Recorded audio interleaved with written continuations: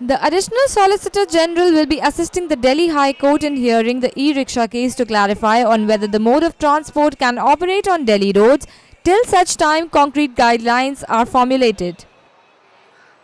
The Delhi High Court earlier refused to vacate the stay on the plying of e-rickshaws in Delhi. The proposal of the centre that the State Transport Department is to issue identity card cum temporary permission to drive e-rickshaws till October 15th is being looked into by a division bench. During the last hearing, Additional Solicitor General Pinky Anand urged the court to allow e-rickshaws to ply since the matter issue was serious as lakhs of people and their livelihood are being affected due to the ban.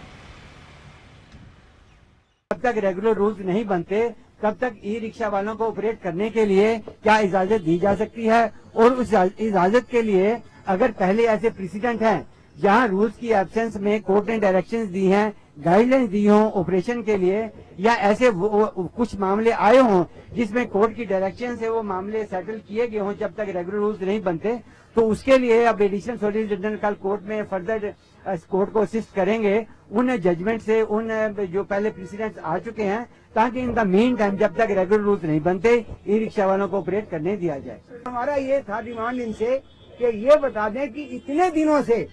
जब इतने पहले दिनों से इन्होंने कहा, आज से 8 तारीख को इन्होंने कहा कि हम गाइडलाइन बनाएंगे और प्रोविजन बनाएंगे। 8 तारीख में अगर 10 दिन और जोड़ दिया जाए तो 18 तारीख होता है, तो ये 22 तारीख में बीत गया, इन्होंने आज तक कुछ नहीं किया, तो क्या उम्मीद रखा जाए इनसे? वो इन्हीं के बयान को हमने इनको दे दिया। तीसरा